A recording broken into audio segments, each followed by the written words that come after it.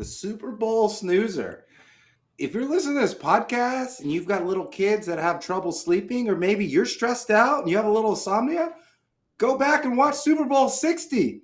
Within minutes, you'll be asleep. That was a snoozer.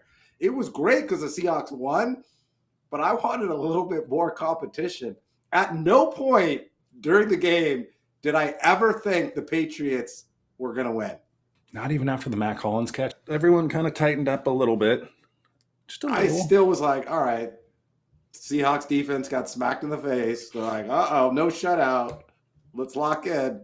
So let me ask you this. There's so many ingredients that go into a good Super Bowl and like people's definition of what a good Super Bowl is. If the Seahawks would have scored on all those field goals, it's 28-0. Would people be complaining that's a blowout? Yeah. Okay, so you can't there's no. A broader question is, you sent out a survey, right? And there's just all different types. What is the perfect Super Bowl? Before I answer that, I'll tell you about the perfect World Series. We just saw it. Dodgers, Blue Jays, Game 7, extra innings, win. Like, the equivalent for the Super Bowl is a team has to score under 2 minutes on the final drive. Okay. That's the leading requirement. That's a leading requirement. The intrigue. It's got to be within 7 points. And then even better if a team scores to win it on the final drive. That is the Cinderella Super Bowl story. This Super Bowl had no climax. Let's be honest. It just didn't. There was no climax. It was just plodding along. I heard a guy from Boston say, he goes, that was a great game. It was a good game. Defensives, it's kind of just duke it out. It's a good game. Everyone else, probably if you're not in Boston or maybe Seattle, that thing stunk. Yeah. It was great. Like, if you're a Seahawks fan, it was great because you probably weren't nervous. No. You knew you were in the driver's seat. You weren't really scared. But everyone else who's not a Seahawks or Patriots fan is like, snooze fast. The first touchdown came in the fourth quarter. Some people maybe didn't even see the first touchdown. Let's be honest. They left the party. They were done. They weren't going to hit squares. And game over. But the accoutrements were okay, right? Yeah. Can we agree on that? Bad Bunny was okay? I thought we almost saw our first Super Bowl shutout. They didn't score to the fourth quarter, right? The Pats? Yeah, they didn't score. And they didn't get across the 43rd, like their own 40 or the R43 until the fourth quarter. Yeah. I think it was 2 first downs in the first half, less than 65 yards total offense. Drake May couldn't really do anything because there was nothing available to him. He was scrambling around. None of his receivers were open. He couldn't run the ball. So, again, MVP, the dark side, Seattle's defense, dominant. You know who wants to throw that tape away more than anyone? Kid, highly touted. He's probably a top 10 draft pick. I forget his name. I want to say Will Anderson, but it's not Will Anderson. Either way, he got beat. The reason the Seahawks are so good at defense is they exploit places that you just can't keep up. And it was the left side, 2 rookies starting, 6 sacks, tons of hurries, game over. Game over. The defensive line should have won, candidly. Yeah. MVP. Game over. But this podcast isn't over. It's just beginning. Hello and welcome to Big Ben and K-Win. Each week, we publish a brand new episode. We're on Spotify. We're on YouTube. Make sure you hit that subscribe button. But if you're more of an audio podcast person, make sure you give us a 5-star review. Subscribe as well, anywhere you get your audio podcast. You can follow us at BigBenKWin_ on social media. We'll give you little nuggets, little chunks of entertainment from our clips throughout the week. I'm K-Win, he's Big Ben. We talked a little Super Bowl. We're going to talk about next year NFL, some predictions. We might talk a little college hoops.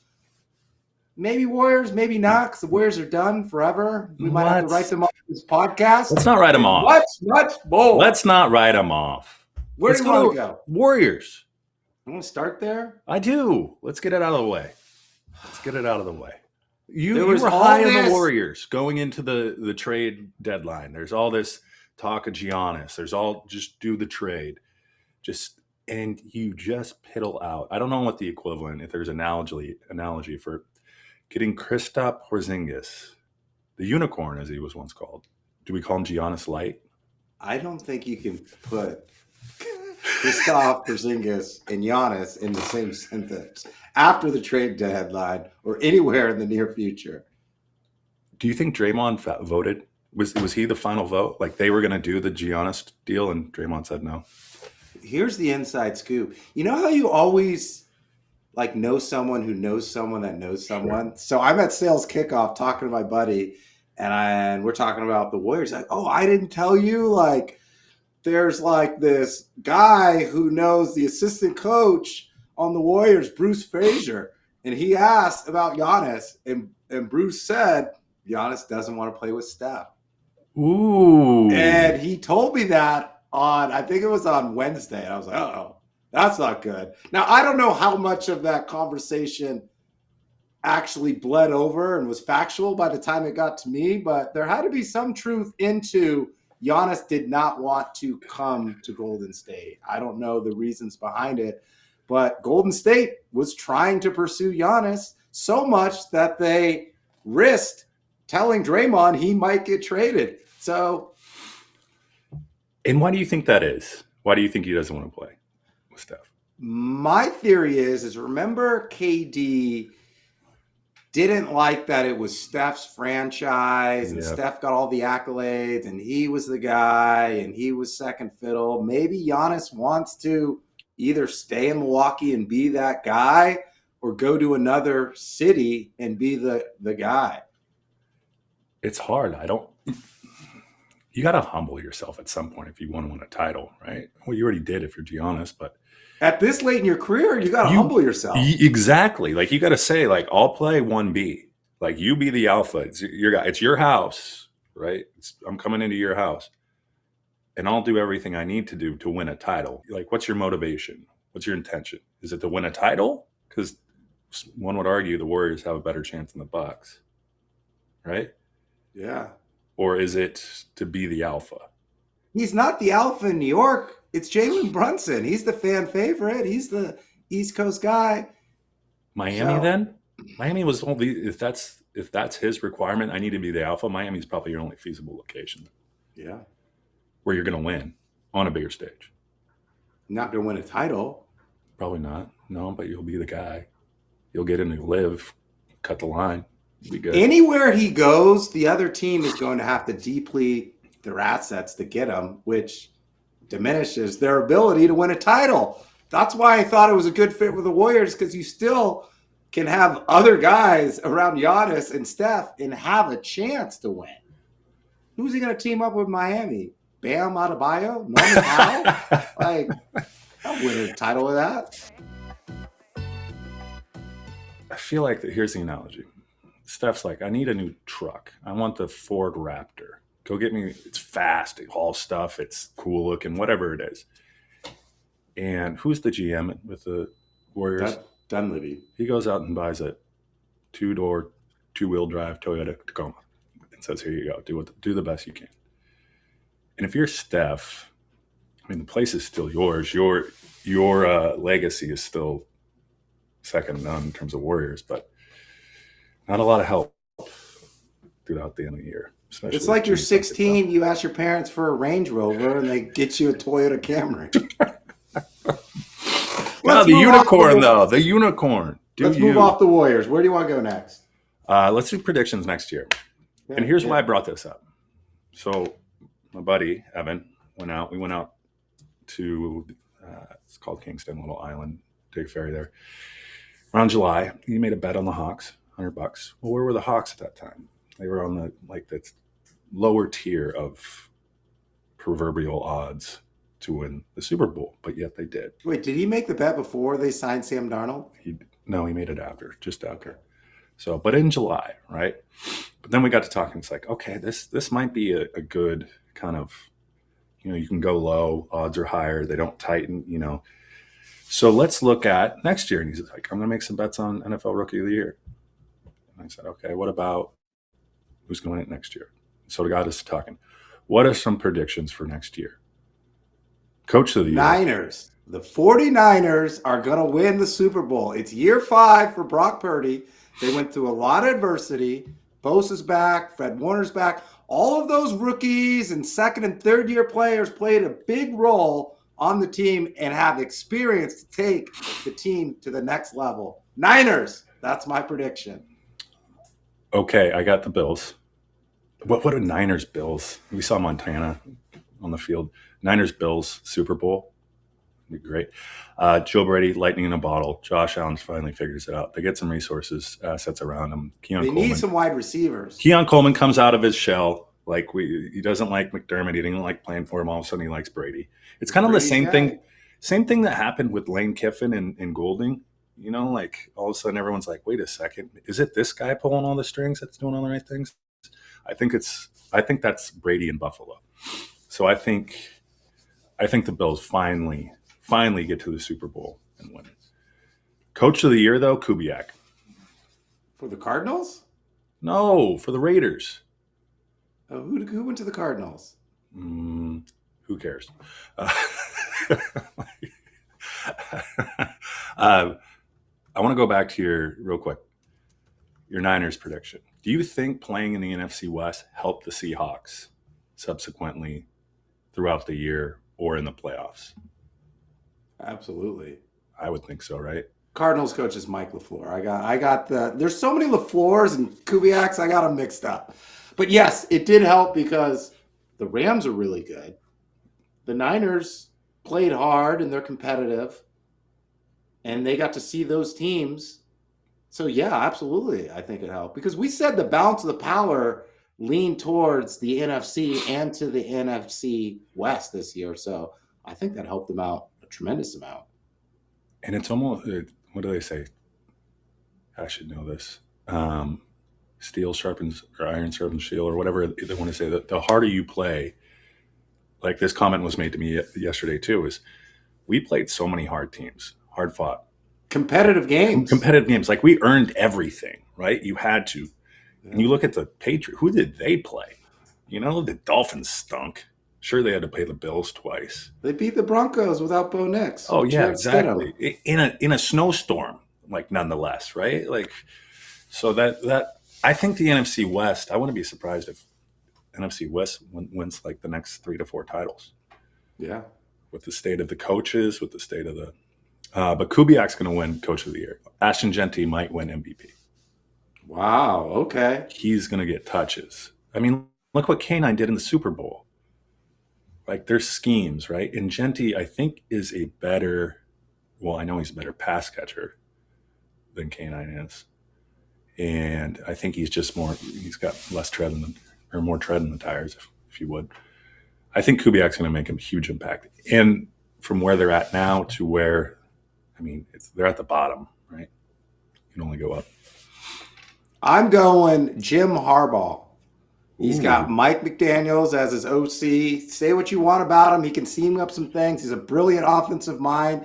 He's going to put Herbert in a better system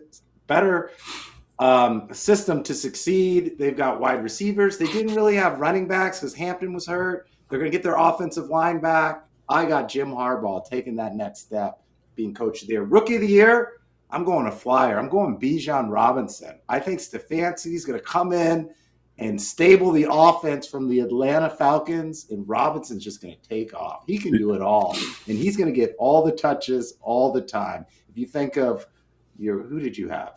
CMC in his prime. That is what Bijan Robinson can do. Touch it 25 times in the backfield, in the slot, run it. He's explosive. I'm going out on a limb because normally quarterbacks win that, but we're both going running back for MVP. Who's your quarterback for the Falcons? Kirk Cousins again? They're going to cut him. It's going to be Penix. Again. You need a quarterback. In order to be a really good running back, I think you need a halfway decent quarterback. Stefanski is a quarterback whisperer. Okay. We'll see. But can he mend knees and tendons and all that? Legs. Rookie of the year. The Raiders might be just... think of that you got Brock Bowers, Genty, and if you get Mendoza, They're going to be fun to watch. Yeah. At a minimum. And then you get Kubiak, who, let's see, secret sauce. Are you going clean sweep? Raiders Coach of the Year? I mean, MVP and Rookie of the Year? Hey, they're going to win the Super Bowl too. Raiders. We will see. I'm just saying it's like the Raiders have the juice, right? But no one knew how to drive the car. No one knew what to do, how to navigate. And Chip Kelly come on. Pete Carroll, like they've got pieces, really good pieces.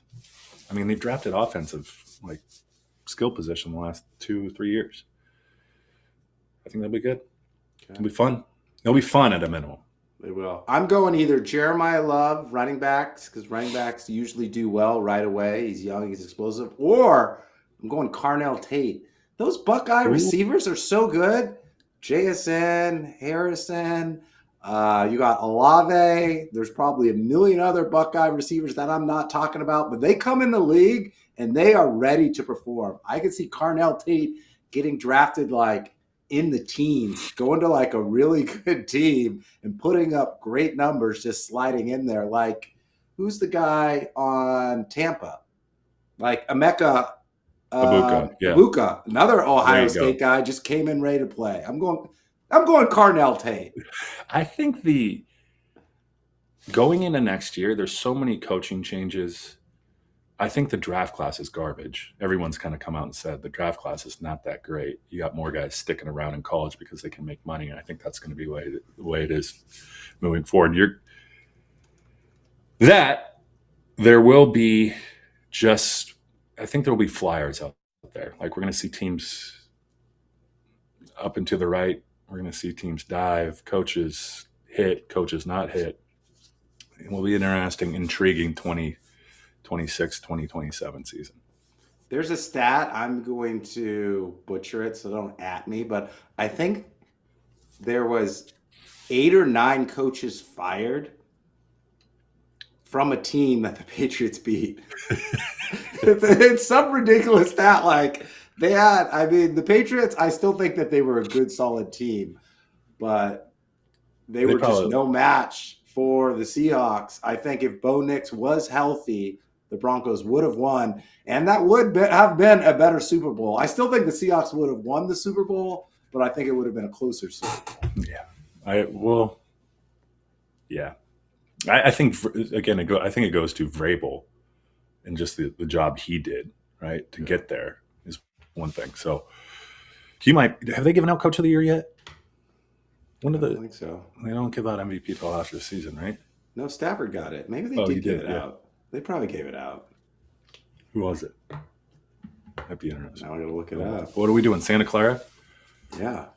NFL Coach of the Year. Was it Vrabel? It was Vrabel. Vrabel won it. Should have. All right. This is a team on the West Coast, Big Ben. They have 7 combined quad 1 and quad 2 wins. Ooh. They rank 38th in Ken Palm's overall ranking. I was going to ask you. 42nd in Ken Palm's offensive efficiency. 62nd in Ken Palm's defensive efficiency. And they are 3rd in the nation in margin of victory, averaging 16.3. They don't just beat teams, they bury teams. And I am talking about my Santa Clara Broncos, who are currently 21-5, half game in lead in the WCC. And Joey Brackets, as of today, is predicting 3 teams from the WCC to make it. And the Broncos right now are 11 seed in the South. Dangerous 11 seed. Dangerous 11 11-6 matchup, right? I think that's right. I'm not good at math. But 7-10, 8-9, yes. Sounds about right. How is the WCC going to do without Gonzaga? Let me just ask that.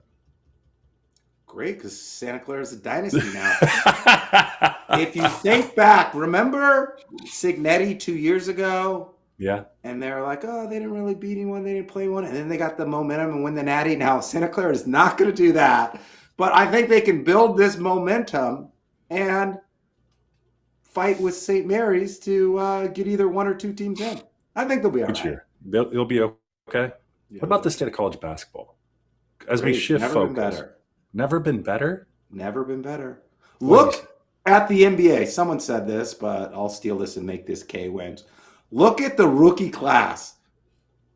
American college players, Cooper Yeah. Flagg, VJ Con Edcombe, Con Knipple. Yeah. I'm going to forget the others. And then this coming year is supposed to be one of the better drafts in the last 10, 12 years with Devanta from BYU. You've got Peterson from Kansas. You got Boozer from Duke. You got Caleb Williams from North Carolina. Then you got guys on Houston. Like, they're all college basketball, American-born players. College basketball has never been greater because the G League blew up and because NIL is available. Yeah.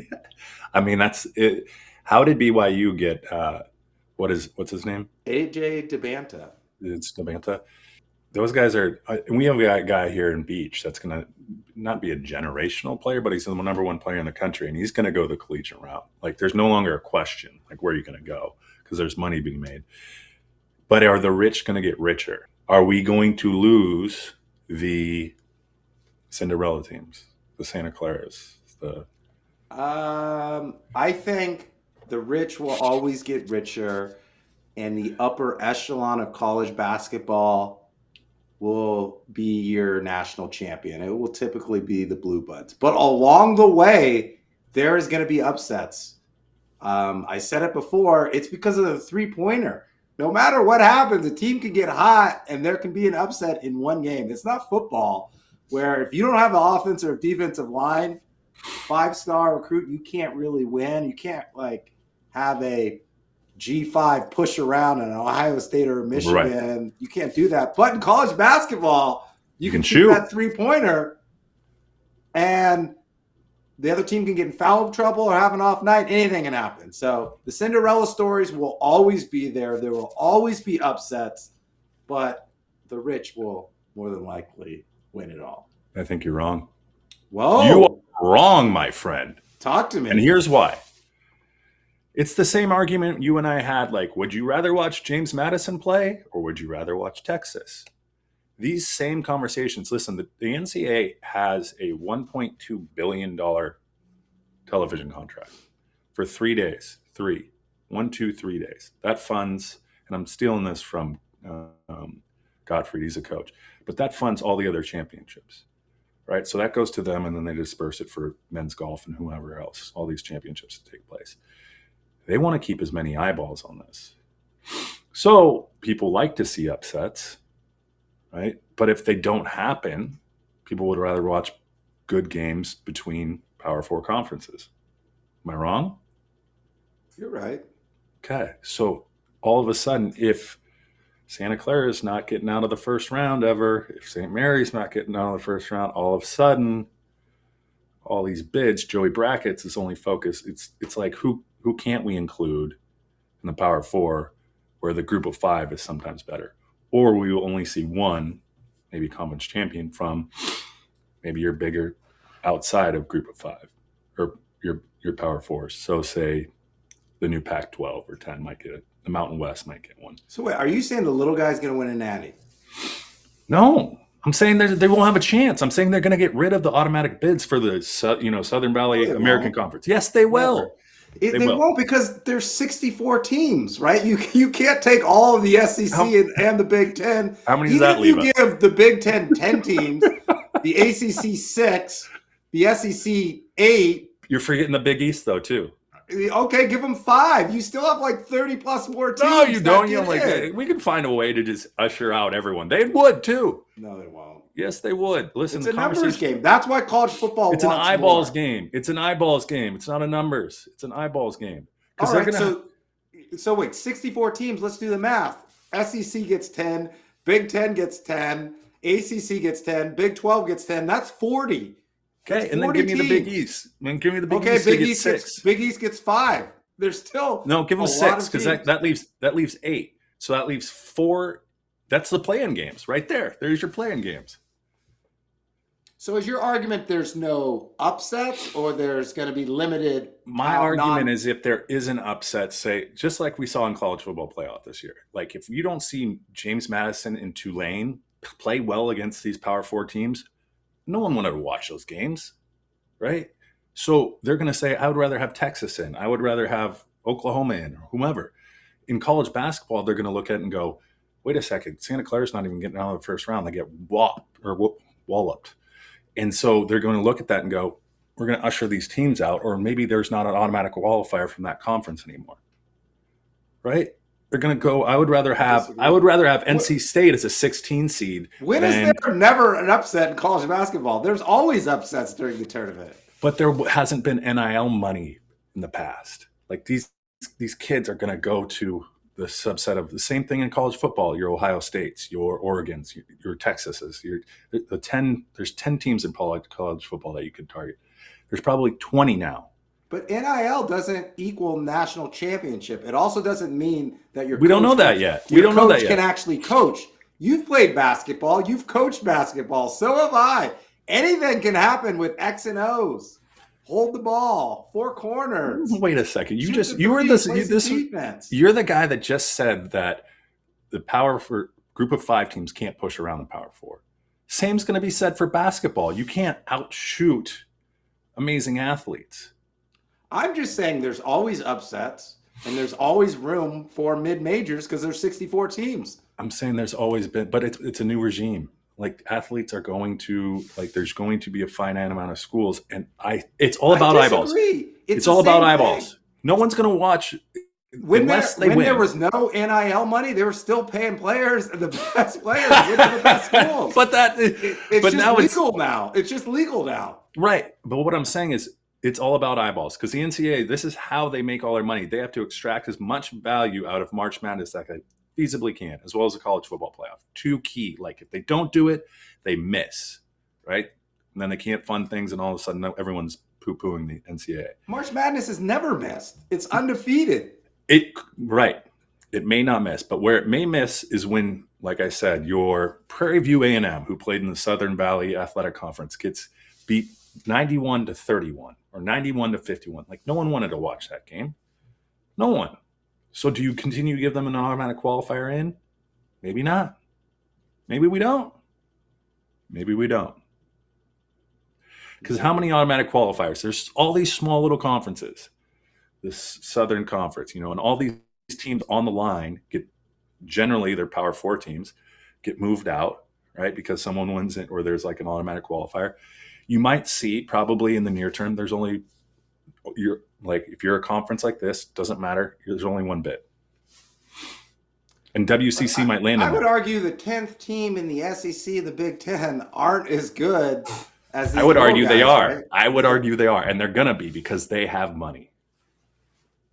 They have money. But that doesn't mean that a coach will put together a system and a scheme to win and be good. Money doesn't buy championships for every single school, right? Right. Like you still need to have a good coach. I agree. And I would argue that if you were the coach of Santa Clara and got an offer to go coach at, say, what's kind of a mediocre school in the Big Ten, Northwestern, he'd probably look at that and say, I can build a better program at Northwestern than I probably can at Santa Clara. Yeah, probably. Right? So who's to say that in the same regard as recruiting, if a recruit comes and says, hey, I'm choosing between Northwestern and Santa Clara, the guy's probably going to pick Northwestern because Northwestern's probably going to give him some money. But Northwestern and those other schools have to split the money across different sports, aka football. Some of these schools, like the Big East, the WCC, they don't have a football program. So, like, their boosters, their collective, their NL money is going to, like, women's soccer, volleyball, and basketball and baseball. Are you given to the collective? No. Santa Clara hasn't been in the tournament in 30 years. Well, there you go. See? There's a reason. There's a reason. The same thing is going to happen in basketball. And it literally goes back to eyeballs. That 3-day generates so much money. And if someone turns off TNT, 4 days. 4 days. I'm sorry, the first 4. If someone turns off that TV and goes, I'm done.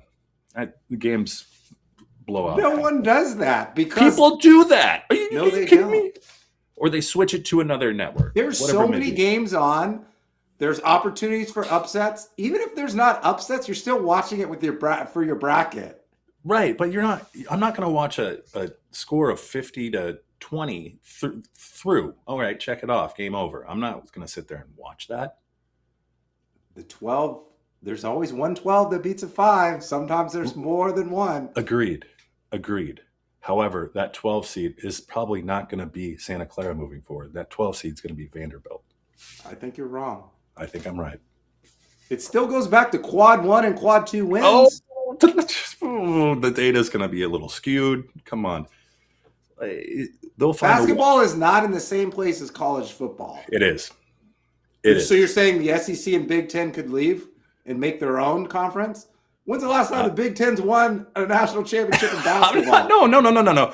You're taking it out of context. The context I'm putting it in is it's all about viewers. Yeah. And if these teams, just in the way with football, the James Madison and Tulanes of the world, are not able to compete against the Power 4 conferences, let's add the Big East, call it Power 5. If they're not able to compete, they will not be asked to come back to the dance. Plain and simple. They'll find a way to usher them out. I think there's more imbalance in college football than there is in college basketball. You take all the upsets. I'm going to take pure chalk. We'll see who wins. Well, last year you would have won. Right. Because it was pure it's chalk. Already trending in my direction. I think we'll see how it goes this year. No, I believe this. They will find a way to extract as much money, as many eyeballs on those games as they feasibly can. I guarantee you. Because it's all controlled by the NCAA. If they see the same trend happen in football, they're going to apply it to basketball. But basketball doesn't have a problem with eyeballs and money.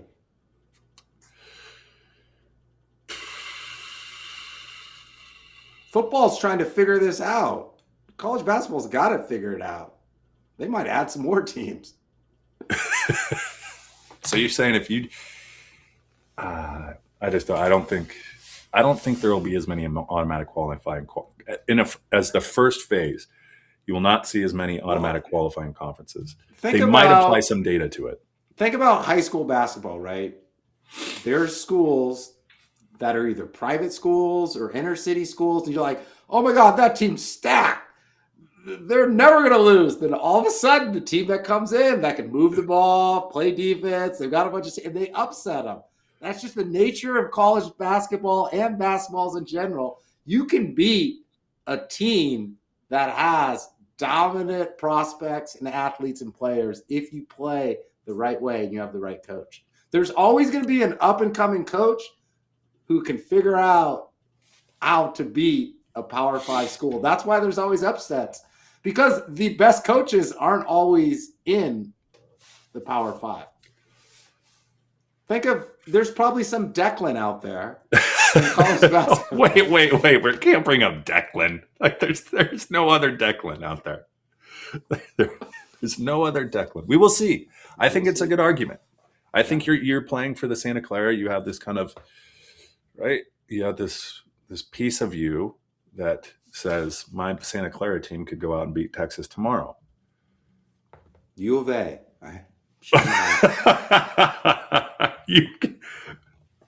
And I'm saying the Zags have done the best feasible job of a let's call it group of 5 team. But the Zags have never won a title. Exactly my point. But they win, they advance, and there's upsets because they're a very well-coached team. Fair.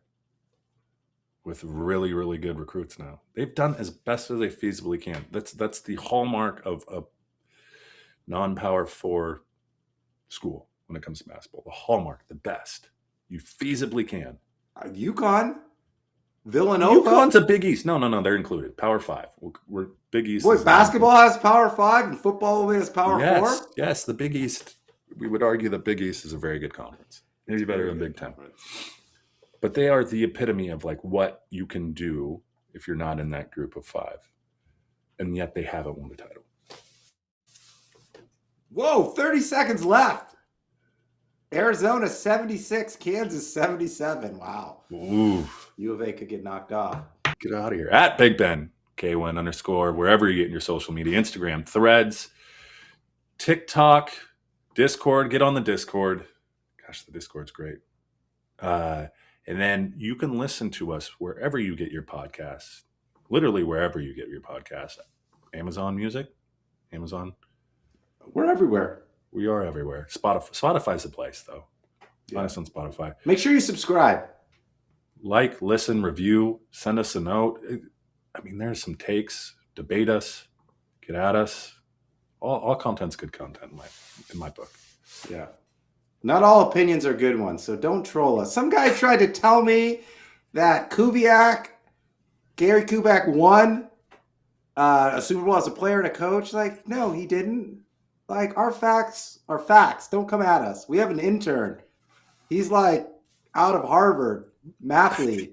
He's got all the stats. Let's say like maybe Dartmouth. Like we're not that high. Let's go Dartmouth. Okay. Before we go, West Coast teams: Arizona, Santa Clara, Gonzaga. We are number 2 on the West Coast. Maybe number 1 because Arizona might be losing right now. Before we go, how far does Santa Clara go in the tournament? Do they make the tournament? Yeah, they make it, and they make it out of the first round. And you're going to eat crow. That's a hat bet. That is a hat bet. I get to see the bracket. No, I'm very confident. No, that they get out. Okay, how many weeks do we need? I need to see the bracket. One more week. You need to see the bracket before. There's 5 games left. Listen, if they're a 16 playing a 1 seed, they're not getting out.